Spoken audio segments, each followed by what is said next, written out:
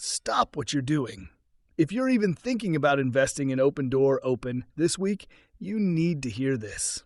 In the next few minutes, we're talking about OpenDoor's latest D2C strategy, its role in the iBuying market, the updated expectations for a Fed rate cut, and why this week could be a game changer for growth stocks. Stick with me because I'll break it all down, and trust me, you don't want to miss this. Let's dive in. Welcome back. If you're new here, don't forget to hit that thumbs up and subscribe. We've got a lot to unpack today with OpenDoor stock, especially with this week's market movers, which could seriously impact the price.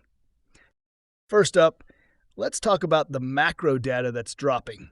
Monday will be packed with manufacturing and consumer confidence numbers to watch. This week features several Fed officials speaking. We'll be watching closely to see if they adopt a more dovish tone following recent signals of a cooling employment market. On Wednesday, we have mortgage application and ADP employment data. These reports could send ripples through the housing sector and OpenDoor specifically. Then, to close out the week, we have the big ones, the PCE inflation report and the final release of the Michigan Consumer Sentiment. This is the data that will heavily influence the Fed's decision on a rate cut. According to the latest CME FedWatch tool, the probability of a 25 basis point rate cut is still hovering around 80%. This would be huge news for growth stocks, especially interest rate sensitive companies like OpenDoor. But here's the twist. It's not just about rate cuts. OpenDoor has been shifting away from its old inventory-heavy iBuying model to focus more on a capital-light, direct-to-consumer D2C funnel. This means they are holding less inventory and instead focusing on facilitating transactions between buyers and sellers on their platform. Understanding this new strategy is crucial, as it may influence the company's future growth more than any single Fed announcement. Now, let's talk about short interest and other interesting market data. Based on the latest available data, OpenDoor's short interest as a percentage of float has increased significantly to 21.16%, with over 127 million shares currently shorted. This indicates strong bearish pressure. However, such a high short interest also provides potential fuel for a short squeeze if the stock manages to break to the upside. In the options market, the bulls are still aiming for the 8 to 850 range. Let's dig deeper into the charts.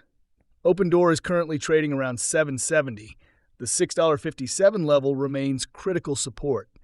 On the upside, $7.90 is the next key resistance. If it breaks through that, 9.22 cents could be on the table, especially if positive rate cut news lifts the market. The 50-day moving average is a crucial level for growth stocks. If the stock stays above it, we could see a strong push higher following this consolidation phase. So here is my final take on OpenDoor. The company's strategic pivot towards D2C, combined with the high probability of a rate cut, makes this a fascinating week. I like that management appears focused on this new growth narrative. One last thing.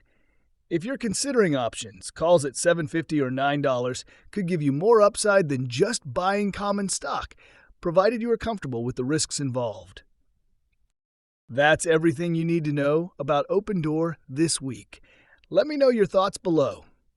Do you think it's ready for a breakout, or will it consolidate further? As always, thanks for watching, and I'll see you in the next one.